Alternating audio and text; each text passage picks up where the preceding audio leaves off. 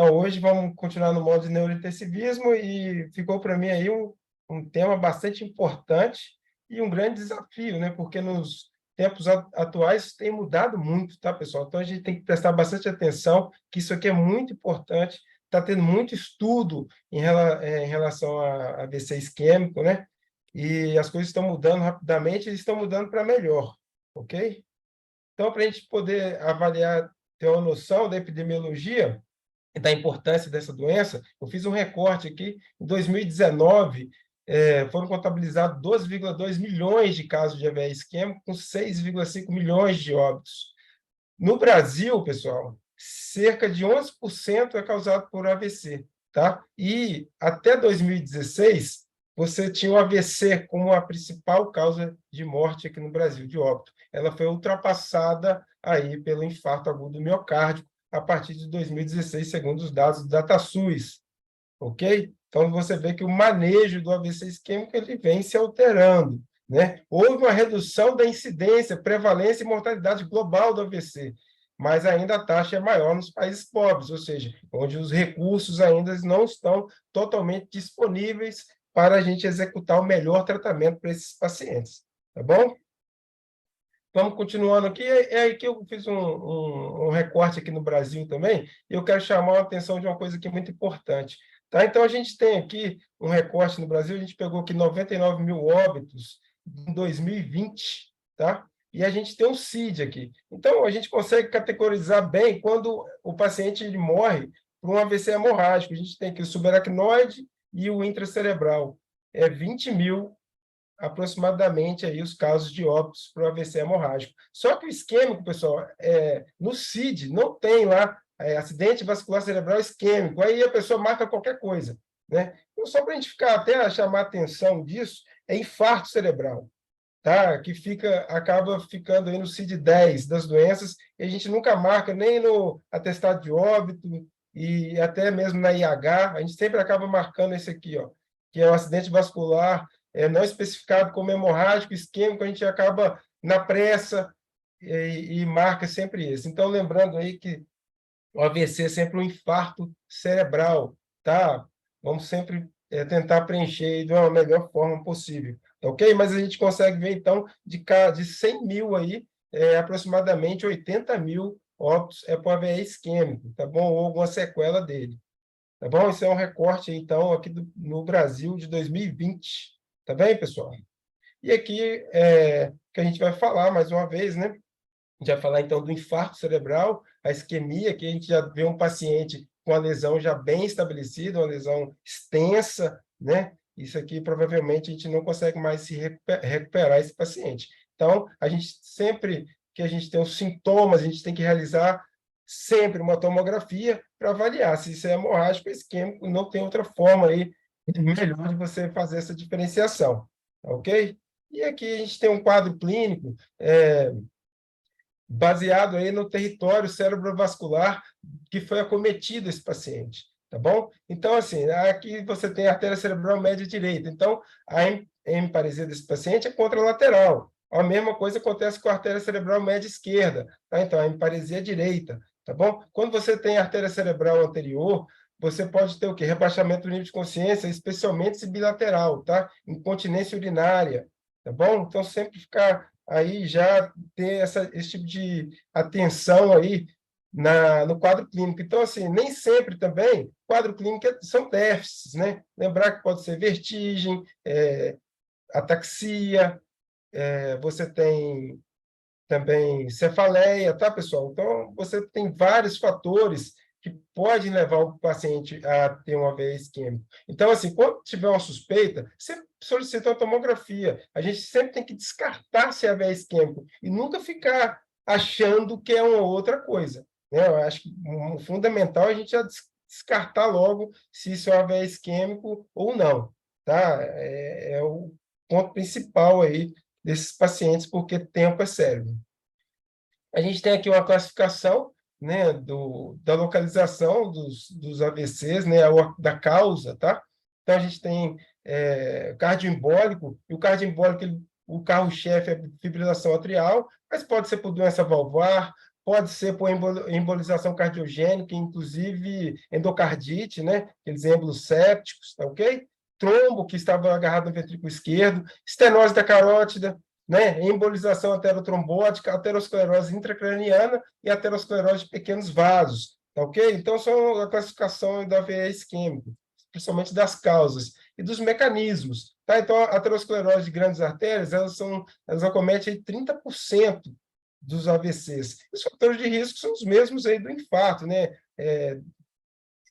Pacientes diabético, hipertenso, obeso, lipidêmico, né? Então, você tem uma lesão endotelial, migração de monócitos, você tem essas células espumosas, proliferação de células de musculatura lisa, o quê? Obstruindo a passagem de sangue. Também você tem uma lesão pequena e você acaba tendo uma lesão maior, aí, formando trombos e o paciente ficando sintomático. Você tem aí o cardioembólico, né? Que o carro-chefe nosso, eu já falei que é a fibrilação atrial, mas tem outras causas também, né? E o lacunar, tá? Só passei aqui, está. E o lacunar aqui, que ocorre em 20% dos casos, que também tem os fatores de riscos aí, hipertensão, diabetes, dislipidemia. Então, eles são aqui bem, ocorre bem na cápsula interna aqui, geralmente, né? E são AVCs geralmente menores, tá ok? De que acomete artérias menores, tá bom? Aqui estão todos os principais fatores de risco, então, lembrando aí que a maioria de nós aqui já temos vários deles, né? Só de ser do sexo masculino, né? Muitos aqui somos hipertensos, diabético, ou tem colesterol alto, está com sobrepeso, tabagismo, uso excessivo de álcool, tá, pessoal? Então, ficar atento aí com o estilo de vida de cada um, tá? Mas lembrando aí que para a prova é isso aí. Sedentarismo, idade avançada, uso de drogas ilícitas, histórico familiar. E a fisiopatologia do AVC da penumbra, tá? Então, aqui ocorre, é onde que já tem a lesão que definida. Aqui não tem mais a lesão estabelecida já. E aqui você tem a área de penumbra, ó. É onde que você tem uma difusão anormal, ou seja, é a área que você pode recuperar se aquela artéria que está obstruída for recanalizada. Tá? Então, tem uma perfusão e difusão aqui alterada, que é essa toda a área que, tanto esse, acho que é um roxinho mais claro, com amarelo aqui, tudo é uma área aqui de penumbra, tá bom? E que essa área, então, pode ser recanalizada o quanto antes. A gente vai olhar. Então, pensando que tempo é cérebro, quando a gente tem aí, nas primeiras horas, você consegue praticamente recuperar grande parte da lesão que acometeu esse paciente cerebral, tá? E com o passar do tempo, essas lesões vão ficando irreversíveis e permanentes, tá ok? Passar das horas aí, só para a gente ter uma relação aí de tempo é cérebro.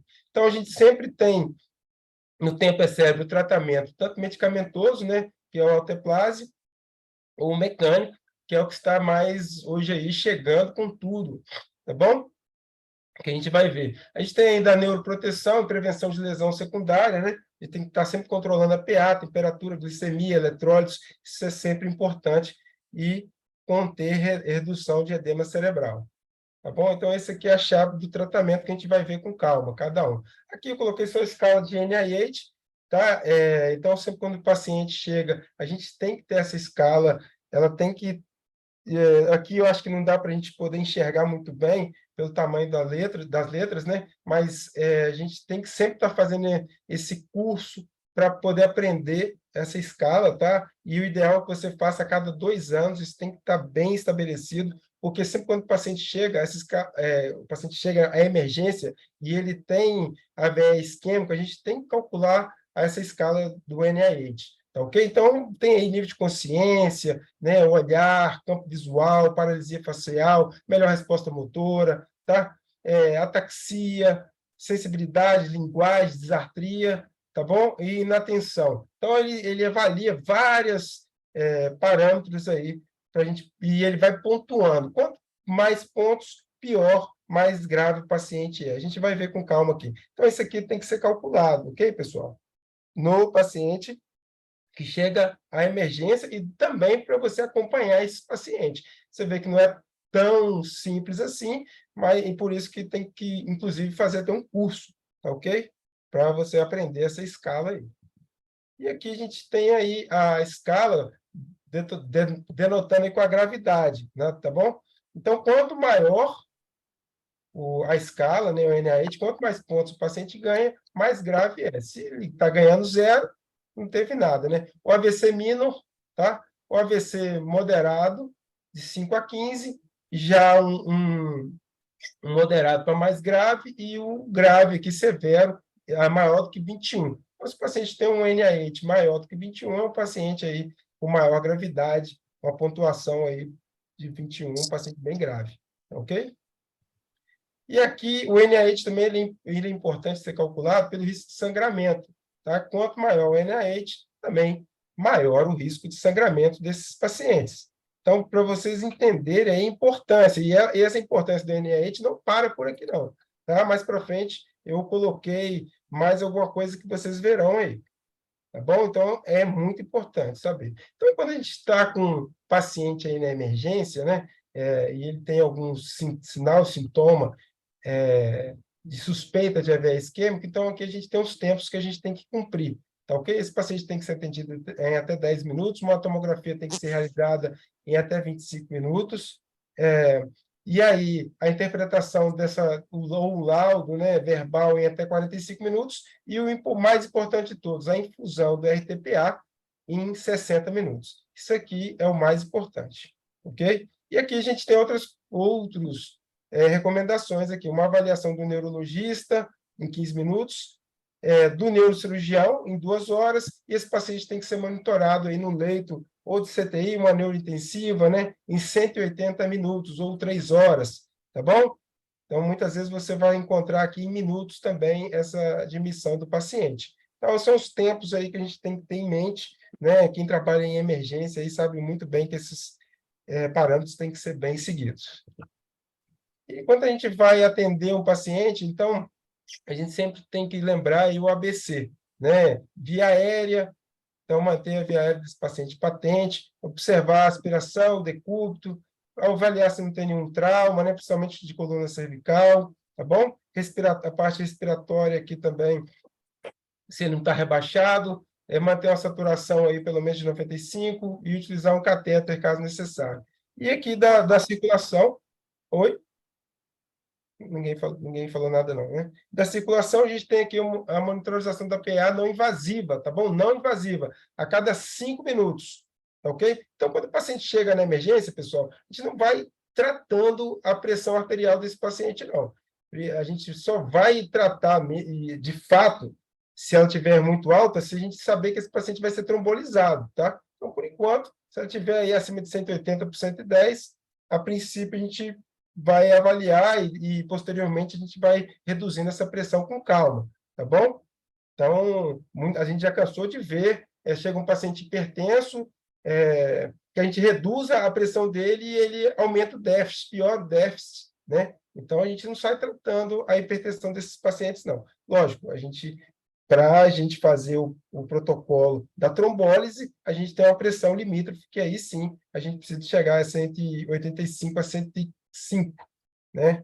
E aí vocês vão ver. Então, a gente tem o protocolo que eu não coloquei, se hipotensão arterial, aí sim, avaliar possível IAM e realizar a reposição volêmica e realizar o eletro e observar a presença de arritmias cardíacas, que pode estar associado, mesmo porque esse paciente pode ter, inclusive, um AVC isquêmico cardioembólico por conta de arritmia, fibrilação atrial, ok? Então, esse aqui é o primeiro suporte, primeiro atendimento que a gente vai dar ao paciente. Então, ABC sempre, tá? Via aérea, respiração, saturação, avaliar a necessidade de oxigênio e a circulação, sempre marcar a pressão desse paciente, mensurar a pressão desse paciente a cada 5 minutos. Isso é importantíssimo, tá bom? Aqui, então, a gente está atendendo esse paciente, a gente solicita a tomografia de crânio e a gente já tem aqui alguns sinais de má prognóstico, né?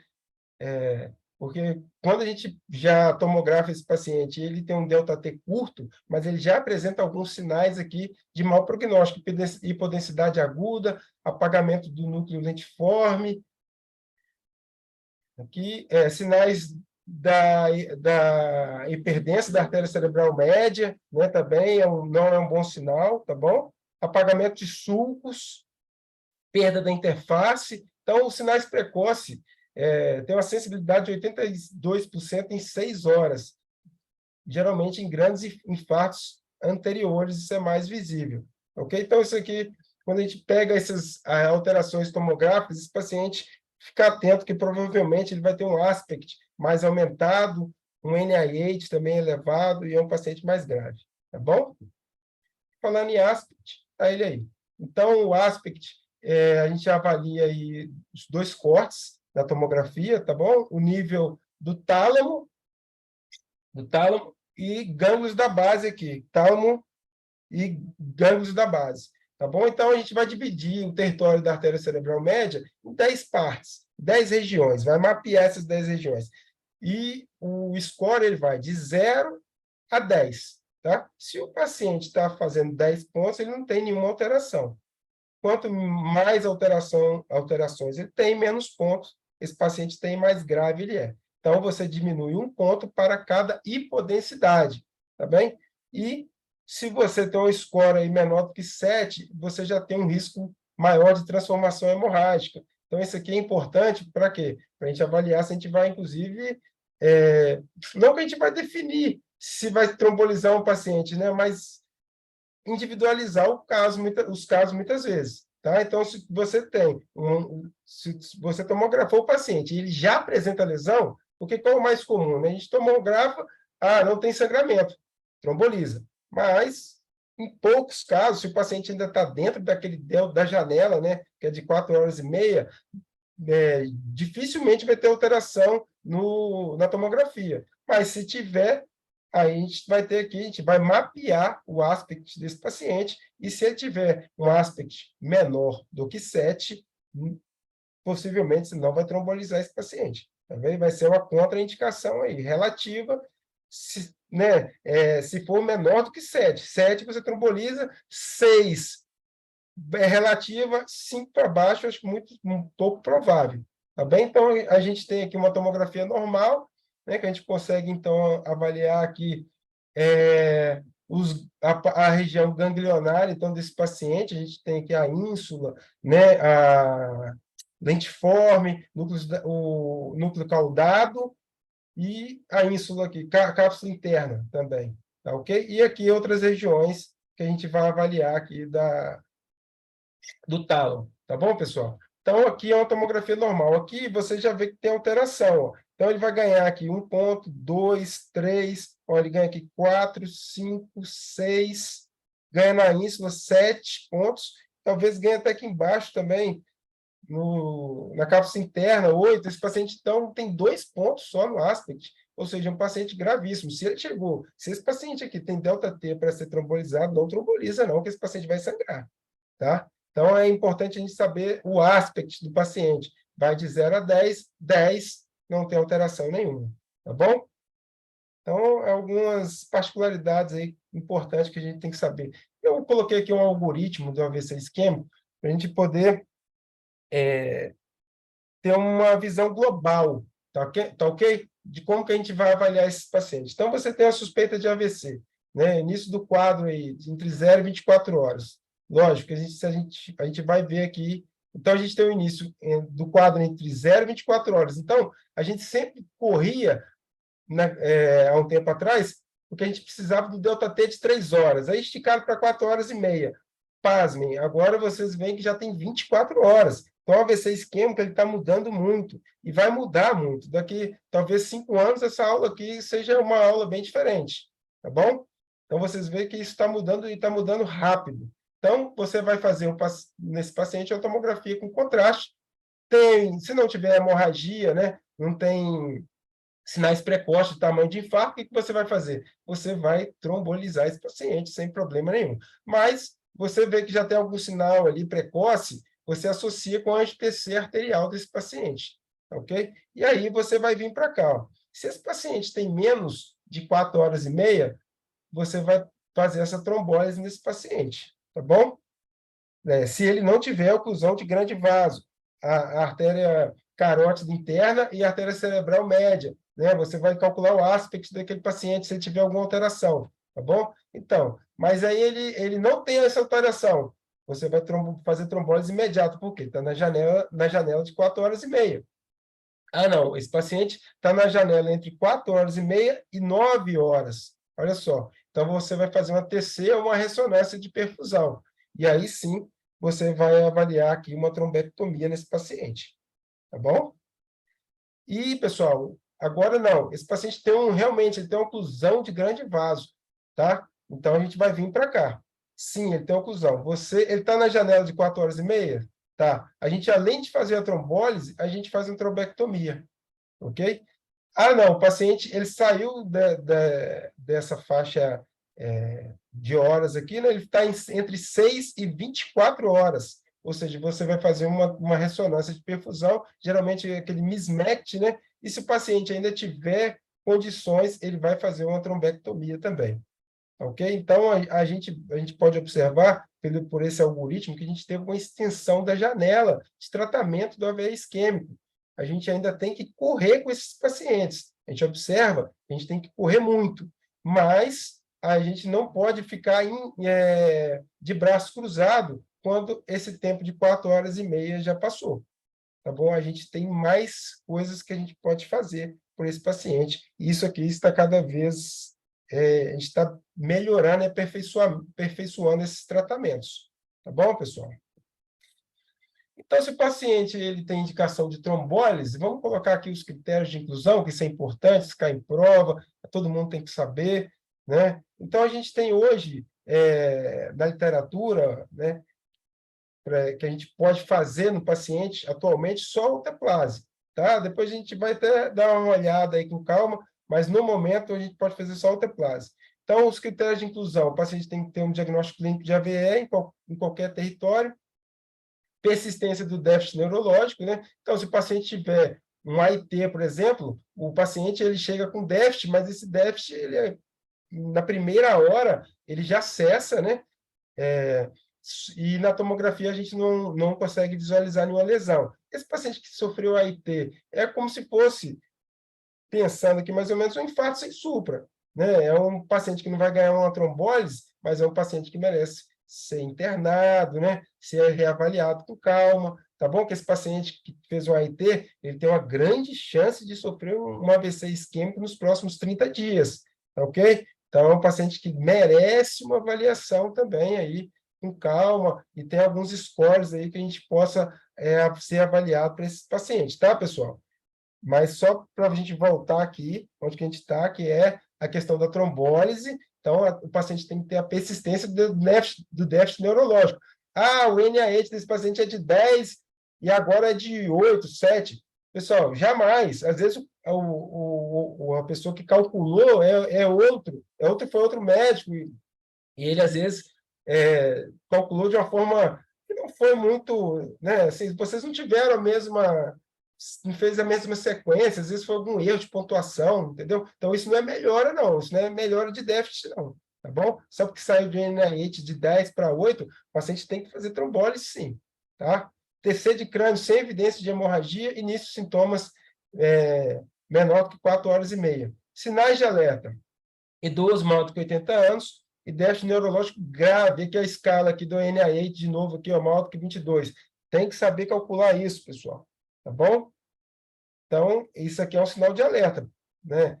Pode haver algum sangramento ou alguma outra complicação aí que a gente vai ver pela frente aí. Então, quais são os critérios de exclusão? Tá? Esses critérios aqui, eles nem cada vez mais a gente vai passando eles estão ficando o quê? Critérios relativos, tá bom? Então, por exemplo, sintomas leves. Se você tiver um NIH menor do que 5, aí ele já colocou aqui, é cetoafasia. A gente tem outros déficits que a gente tem que ser avaliado, né? Sei lá, um pianista está com déficit na mão, tem que ser trombolizado, né? Se tiver com NIH menor do que 5, porque às vezes é o ganha-pão dele. Então, assim, lembrando, então, que nem sempre esses critérios de exclusão são absolutos, tá? E cada vez menos absoluto. A gente está cada vez mais individualizando o tratamento. O tratamento tem que ser individualizado, ok? Então, melhora significativa do déficit neurológico. Então, na verdade, ele tem que melhorar, melhora significativa, tá bom? Suspeita clínica de hemorragia subaracnoide. Então, se você está suspeitando de que o Simão já passou aqui para a gente, de uma hemorragia subaracnoide, mesmo com tomografia normal, né, a gente não pode trombolizar esse paciente, pode ser uma catástrofe, tá bom? Então, vai fazer uma punção lombar, olicórica nesse paciente, tá? Para ver se não encontra sangue ali, como o Simão mostrou ali para a gente. Se o paciente tiver um sangramento ativo, né, gastrointestinal ou urinário nos últimos 21 dias, distúrbios hemorrágicos conhecidos, incluindo, mas não limitado a, por exemplo, se o paciente tiver uma plaqueta menor que 100 mil, sim, né? Uso de heparina nas últimas 4 horas, com TTPA no limite superior, se o paciente está utilizando anticoagulante oral, e aí você vai ter que solicitar exames laboratoriais para esse paciente. Mas se ele tiver com INR menor que 1,7, você sim pode trombolizar, tá bom? Então, se o paciente não está utilizando essas drogas, pessoal, você não precisa do laboratório para trombolizar esse paciente, não, tá? Você vai utilizar o laboratório para tentar trombolizar, ou seja, é o paciente que está utilizando anticoagulante oral, você quer saber, então, o INR dele, ok?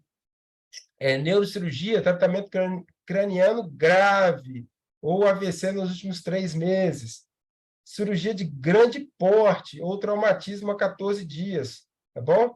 Então, lembrando o que é grande porte, punção arterial recente em local não compressível, e punção lombar nos últimos 7 dias, realmente, não tem como você trombolizar o paciente que realizou a punção lombar. Ok? Vamos continuar ainda com mais critérios aí. História de hemorragia intracraniana, malformação arteriovenosa ou aneurisma cerebral. Então, esses pacientes aqui não têm condições realmente de receber um trombolítico. Crise epilética apresentada, presenciada no início do quadro. Então, será que se isso é AVC mesmo, né? Infarto agudo do miocárdio recente. Mas, às vezes, o paciente já angioplastou, tem uma função cardíaca preservada, né? Então, tem que individualizar esse caso aqui também. Glicemia, é só corrigir, né? Não é uma contraindicação. PA sistólica maior que 185 ou diastólica maior que 110, né? Então, também é só reduzir a pressão. Não tem nada demais, ok? Evidência de pericardite ativa, endocardite ou êmbolo séptico e aborto recente nas últimas 3 semanas, gravidez e puerpério.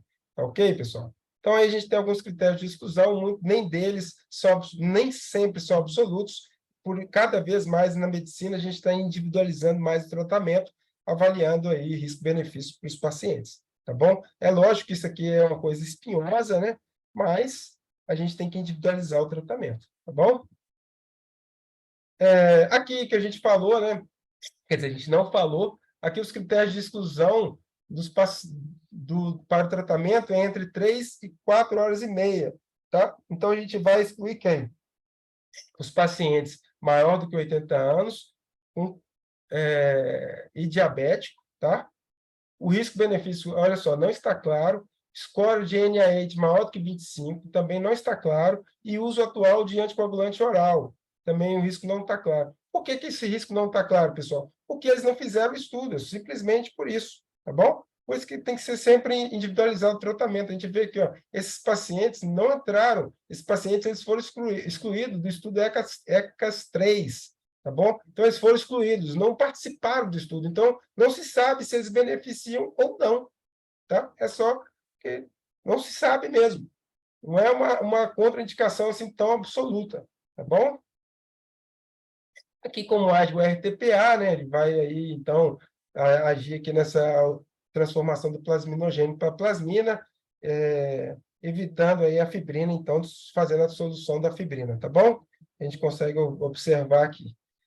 E como é que a gente faz, então, a administração do RTPA? Então, está aqui. A gente tem que sempre rever os critérios de inclusão e exclusão, que a gente já acabou de passar para vocês, né? O paciente deve estar monitorizado, cardiovascular, oximetria, né? E manter o paciente monitorizado, é lógico, e preencher o impresso de consentimento informado sobre os riscos e benefícios do procedimento. Isso aqui, pessoal, também eu coloquei aqui, mas nem sempre isso acontece na prática, tá bom? Muitas vezes o paciente nem acompanhado vem, tá ok? Então, isso aqui não é uma regra também, não. Então, eu coloquei aqui, a gente sempre usa, então, na nossa prática clínica, o Actilise, aí, que é o alteplase, disponível aí, 50 miligramas, né? que a gente tem no frasco.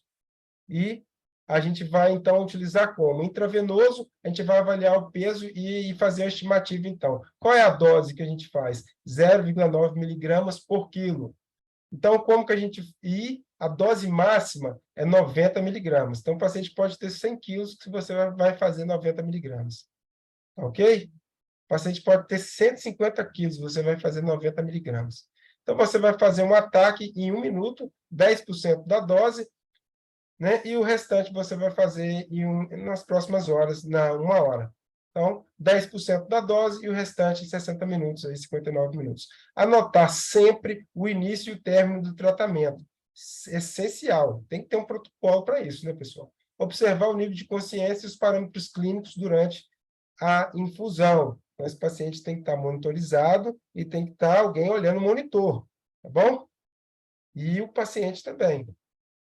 E aqui a gente só tem o alteplase, né? Mas, possivelmente, a gente vai ter o tenecteplase. Eu estou adiantando aqui para vocês que o tenecteplase está na fase 2 dos estudos randomizados, tá? Então, foi avaliado já o tenecteplase, avaliaram aí, fizeram um estudo ainda pequeno, com 75 pacientes, aí utilizaram uma dose de tenecteplase de 0,1 miligrama por quilo e outra de 0,25 miligramas por quilo, tá? Num paciente com sinais e sintomas de AVE isquêmico com menos de 6 horas do início dos sintomas, tá bem? E os dois grupos que receberam 0,25 miligramas e 0,1 miligrama de tenecteplase tiveram aí bons resultados, inclusive melhores do que o alteplase, do que o grupo do alteplase, tá bom? E sendo que o grupo que recebeu a dose maior foi o que teve aí o melhor desfecho até o momento, e sendo que não teve maior aí incidência de sangramento, tá bom? E nem de alguma lesão mais grave em 90 dias. Então, tá o tenecteplase aí que pode acabar pintando aí, pessoal. Tá bom? Então, para vocês verem que o AVC isquêmico está sempre... Está tendo muito estudo relacionado ao AVC isquêmico e isso está mudando muito rápido. Então, tá com muita cara aí, muita pinta aí que a gente vai receber aí o tenecteplase em algum momento para fazer o tratamento dos pacientes com AVC isquêmico, tá bom? Passando aí para frente, vamos seguindo. Cuidados após trombólise. Então, vamos lá. Quais são os cuidados que a gente tem que fazer? Isso aqui é importante, porque esses pacientes que vão vir para onde? Para a gente, né? Para o CTI. Então, aqui a gente tem que saber de qual é salteado. A gente tem que saber qual é salteado tudo, mas isso aqui a gente não pode dar bobeira, tá, pessoal? Então, após a administração do RPA, não pode ser realizado nas primeiras 24 horas. Use antitrombótico. Você não vai usar a Esta, o Clopidogrel nesses pacientes nas primeiras 24 horas, pelo amor de Deus. Você não vai querer pegar uma PAM nesse paciente, pessoal. Deixa ele quieto. Faz uma PNI de 10, vocês verão que 10 em 10 minutos, 30 em 30 minutos, tá bom? Vai se passando aos poucos. E nada de fazer uma punção venosa profunda, nada de sondagem nasogástrica, ok? Então, isso aqui é não. 24 horas, não vai passar sonda nasogástrica, não vai fazer acesso profundo, não vai funcionar PAM, não vai fazer a Clopidogrel, ok? Beleza? O cateterismo vesical pode ser realizado após 30 minutos do término do RTPA. Por isso que ele pediu lá em cima para você colocar o tempo do início e o tempo final, tá? Isso tem que ser muito bem medido. Nunca esqueça disso. Antes de prescrever antitrombótico, né, após 24 horas do RTPA, olha só, mais uma vez, então a gente tem que ter o tempo do RTPA. Ele é feito em mais ou menos 1 hora. Começou 2 horas da tarde, terminou às 3. Às 3 horas do dia seguinte, você vai tomografar esse paciente. Não tem lesão hiperdensa, você vai iniciar, aí, caso necessário, a AS para esse paciente. Inicia a AS para ele. Antitrombótico, se for alérgico, clopidogrel. Ok? Então, tomografia, e você vai também realizar aí exames laboratoriais para esse paciente. Seguindo. Aí sim, monitorar a pressão arterial e controlar a pressão arterial também, tá? Avaliar a pressão durante as primeiras 24 horas, é o que eu falei, ó, a cada 15 minutos por 2 horas, a gente vai espaçando, né? o paciente vai sentindo também que ele está mais estável, a pressão mais controlada, não está acima de 180, 185 por 110, né? Está ali, já passou bastante tempo e nem está ficando hipotenso, a gente vai passar aí para cada 30 minutos, a cada hora por 8 horas. Então, isso aqui dentro das primeiras 24 horas, tá bom? Então, a gente começa com 15 minutos, passa para 30 minutos por 4 horas, e a cada hora nas últimas 8 horas aí, e até completando aí as 24. Mantém, então, a pressão arterial sistólica menor do que 185 e a diastólica menor que 110, evitar sempre hipertermia e hiperglicemia, e, lógico, hipoglicemia, tá? Monitorar a temperatura a cada 2 horas e a glicemia capilar a cada 6, ou quando necessário. Tratamento individualizado. A gente acaba fazendo a temperatura a cada hora e a glicemia aí a cada 4 horas, caso o paciente está apresentando alteração importante, né? Aí sim a gente tem que, talvez, regular de hora em hora, deixar horário, tá bem? Então, assim, o tratamento é individualizado, pessoal. Usar compressão pneumática nas primeiras 24 horas para prevenir trombose venosa profunda, tá? Lembrando que a gente não pode iniciar para esses pacientes fazer anticoagulação nem profilática nas primeiras 24 horas. Realizar a escala de NIH na admissão, depois em 30 minutos, 1 hora, 2 horas, manter a sua realização a cada 6 horas, nas primeiras 24 horas, diariamente até a alta hospitalar. Então, o NIH ele tem que ser realizado diariamente no nosso CTI, tá? Até a alta, tá bom? Então, manter a sua realização a cada 6 horas nas primeiras 24 e depois diariamente. Todos têm que saber aí, então, essa escala do NIH. Após a trombólise, seguir a recomendação do protocolo de tratamento clínico, exceto o uso de antitrombóticos nas primeiras 24 horas, bem como não fazer controle rigoroso de pressão arterial de acordo com os parâmetros específicos pós-trombólise, tá ok? Então, ninguém que vai abaixar a pressão do paciente para... Às vezes o paciente é até hipertenso, né? Para 12 por 8, tá ok, pessoal? Então, um tratamento aqui, não fazer nada rigoroso em relação a isso. O que a gente tem que tratar sempre de forma rigorosa se o paciente estiver muito hipertenso, né? Hipertensão, hiperglicemia, hipertermia, tá bom? A gente sempre tem que evitar isso para evitar aí a lesão secundária, tá ok? E as complicações do RTPA? Então, se a gente vai sempre o quê? Suspeitar de hemorragia intracraniana, se o paciente desenvolveu o quê? Cefaleia intensa, elevação aguda da pressão arterial, náusea, vômito, alteração neurológica de deteriorização. Então, o paciente está lá deitado no leito e você vê que aí, de uma hora para outra, o paciente para de interagir, ou está vomitando, né? Ou pede para chamar porque está com a cefaleia intensa, então esse paciente tem que fazer. Se ele tiver, naquele momento, ganhando o trombolítico, tem que parar imediatamente, tá? Essa é a primeira coisa que tem que fazer, qualquer dessas alterações, ou seja, você está suspeitando que esse paciente está sangrando, pausa no trombolítico, estabiliza o paciente, porque ele pode, inclusive, estar com alteração neurológica, você, inclusive, tem que entubar esse paciente, né? Sai correndo para a tomografia, primeiro estabiliza o doente, vê o que está acontecendo, se tem que entubar, se tem que controlar a pressão, tá bom? E aí, sim, a gente vai obter o que? Uma tomografia. E, se for mesmo um sangramento, a gente vai reverter o efeito do RTPA, né? A gente vai fazer tendo como meta um fibrinogênio maior do que 200 mg por decilitro, com criopreceptado. Se a gente não conseguir medir o fibrinogênio, a gente faz criopreceptado para esses pacientes, tá? A gente também faz tipagem sanguínea e o coagulograma do paciente e hemograma completo. Verifica o nível de fibrinogênio imediatamente a cada 6 horas, tá? Então, a gente vai fazer de 10 a 20 unidades de criopreceptado antes do retorno do nível, ou seja, antes da gente saber que ele está maior do que 200, tá bom? Lembrando que cada unidade aumenta o fibrinogênio em 5 a 10 miligramas por decilitro. Então, a gente vai fazer de cara aí de 10 a 20 unidades de crioceptado, tá bom? Repita o crioceptado se necessário. Então, a gente vai avaliar qual o valor dele, se precisar, a gente vai repetir a dose, tá? Pode usar plasma fresco congelado, que a gente tem mais disponível em nosso hospital, também pode ser utilizado para reverter aí o RTPA, né? Se as plaquetas estiverem baixas, porque lembra que muitas vezes a gente está medindo, a gente está fazendo o RTPA, mas ainda a gente não tem o resultado do laboratório, tá? Então, se as plaquetas estiverem baixas, agora a gente vai saber que ela está baixa. Aí a gente vai o quê? Fazer plaqueta para esses pacientes. E aí sim, a gente vai fazer um controle melhor da pressão arterial sistólica, para ela ficar menor do que 160, para a gente tentar reduzir a expansão do hematoma e solicitar aí uma avaliação da neurocirurgia, que provavelmente, para a cirurgia poder atuar, você tem que reverter primeiro.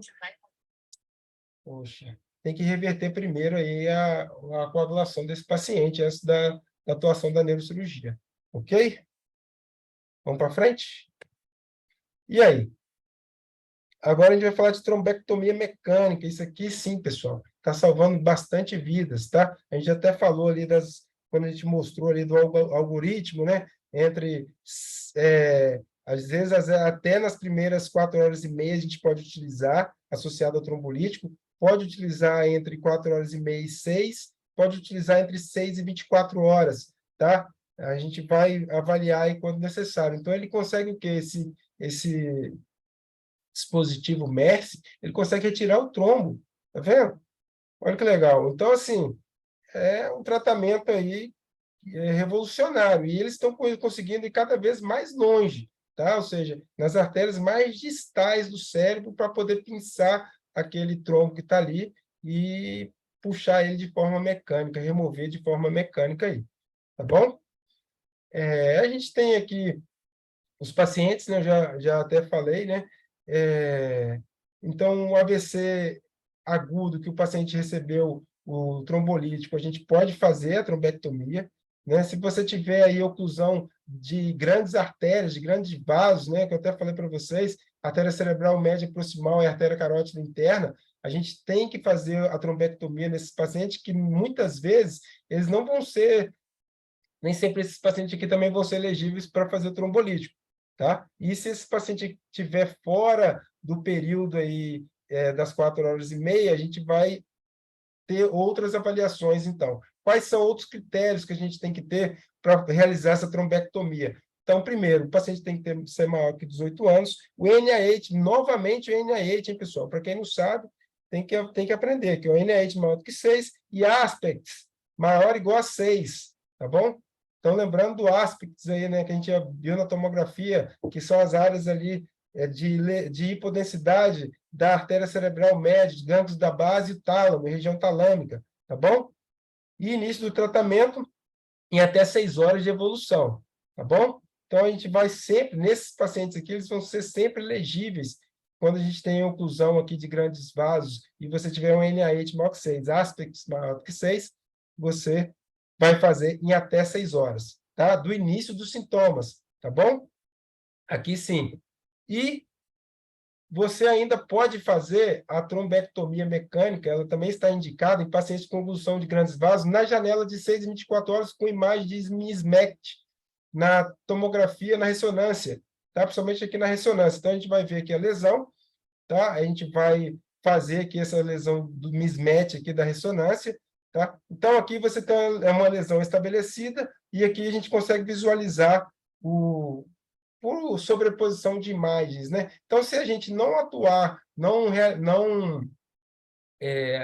atuar nessa lesão aqui, que é um core, esse paciente vai ficar com essa imagem toda grande aqui, se você não realizar trombectomia nesse paciente, ou seja, você vai deixar um paciente com uma pequena lesão com um paciente incapacitante, provavelmente. Então, a trombectomia está sendo utilizada aí nessa imagem, principalmente de ressonância, mismatch, em até 24 horas, tá? Então, quando a gente não tem aqueles outros critérios, né, dentro das 6 horas, maior do que 18 anos, aspect maior que 6, NIH maior do que 6, tá bom? E for de grandes vasos, aí sim a gente pode fazer a trombectomia. Caso passou das 6 horas, e não está naqueles critérios, a gente tem que fazer um mismatch, tá bom? Com ressonância magnética.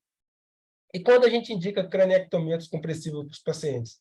Aqui já é outro tratamento, tá bom? Então, a gente vai é um procedimento clássico, né, que a gente faz como? A gente remove a parte óssea do paciente aqui.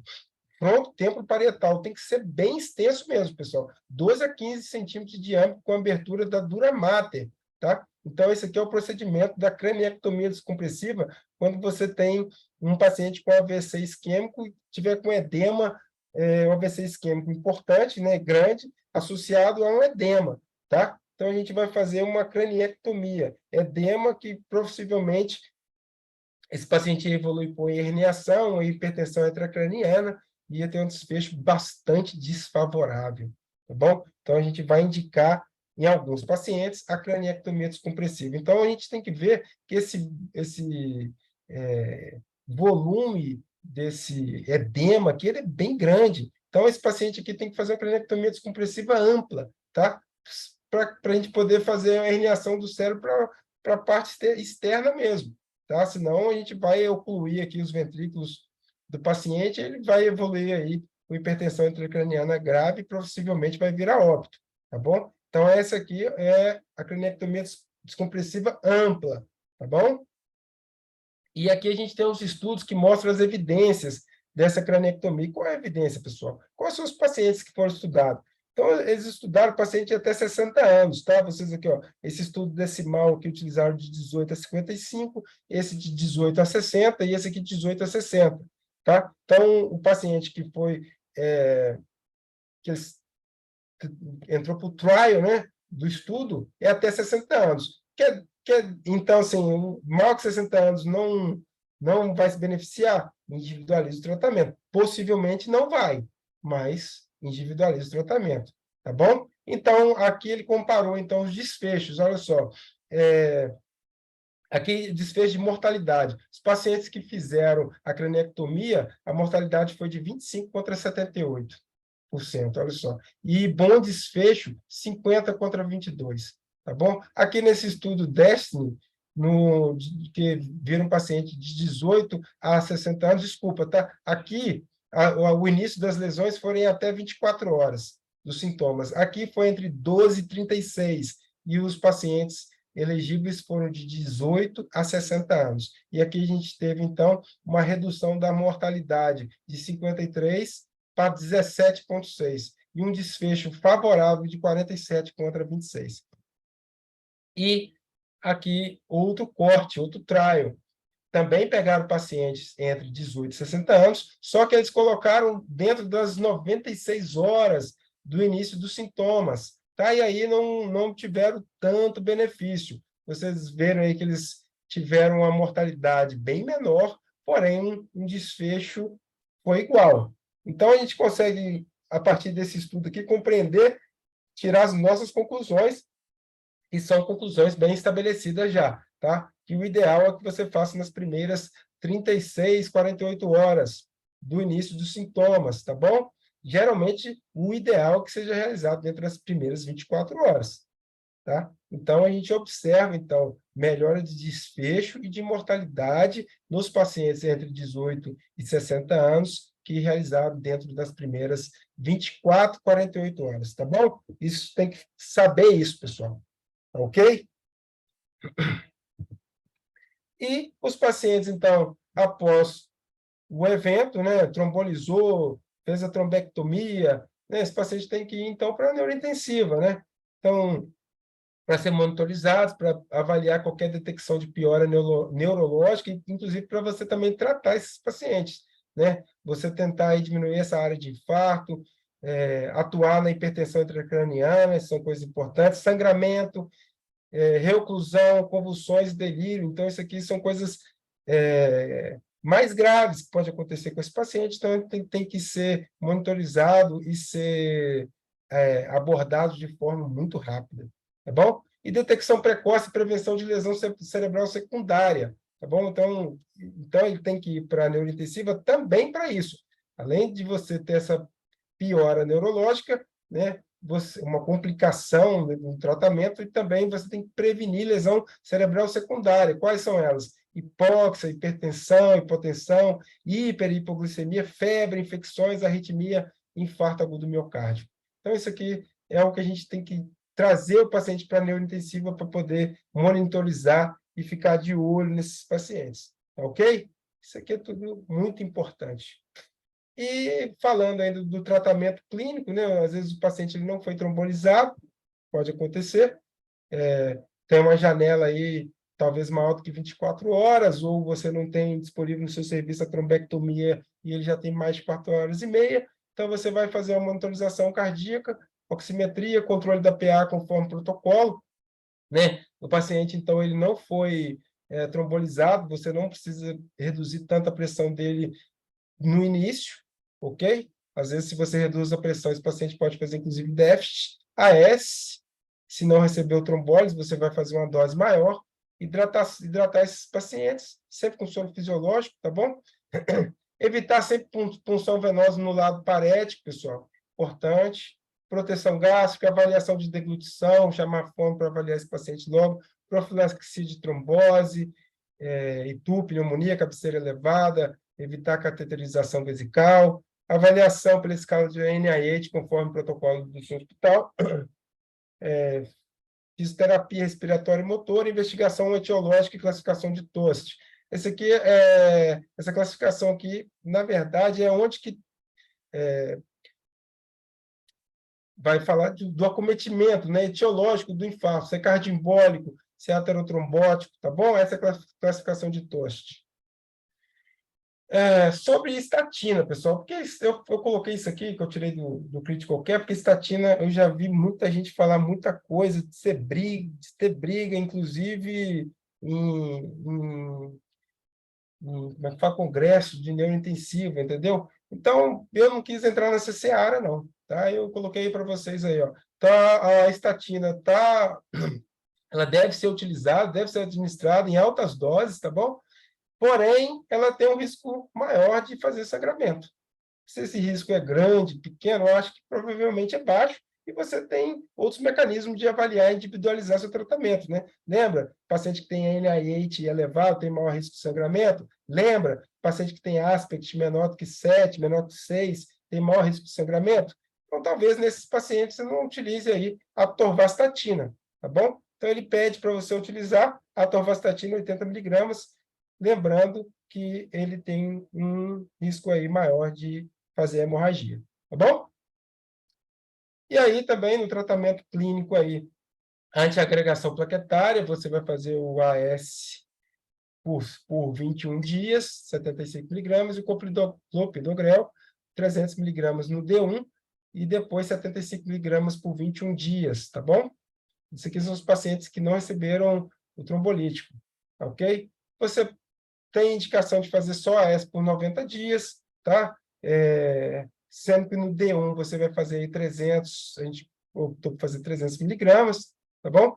No AIT também a gente tem essa classificação aqui, ABCD2 maior do que o A4, a gente também tem que fazer essa aspirina aqui, pessoal, e no AVC minor, ou AVC menor, que é o NIH menor do que 3, tá? Então, lembrando aí do AIT, tá bom? São os pacientes que faz a reversão do déficit na primeira hora, sem lesão na tomografia, associando-se muitas vezes a um AVC, a um infarto sem supra, ou seja, você não tromboliza esses pacientes, ok? Mas é o ideal que você acompanhe esse paciente e faz escala para até avaliar a gravidade e maior risco aí de realmente ter um AVC nos próximos 30 dias, tá bom?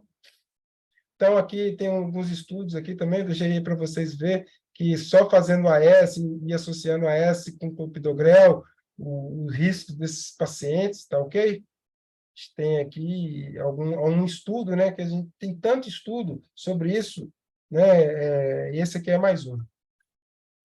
Então, na alta hospitalar, a gente vai sempre rever o diagnóstico etiológico, fazer as prevenções secundárias, o paciente ir embora aí com AES, clopidogrel, aí, o AES aí, geralmente por 21 dias, varfarina ou outros anticoagulantes quando necessário, né? Se o paciente ficou acamado, o paciente estiver deambulando, pelo amor de Deus, né? Rever se há alguma complicação clínica, rever se há piora neurológica, né? O NIH, pessoal, até a alta, tá bom? Avaliação de dieta, esse paciente vai como para casa, avaliar NIH, ranking, antes da alta hospitalar, prevenção de fatores de risco vascular e sempre lembrando aí que mudança do estilo de vida, que a gente viu aí os fatores de risco, né? Sobrepeso, sedentarismo, tabagismo, hipertensão, diabetes, tá ok? Acho que é isso aí que eu tenho para falar para vocês hoje.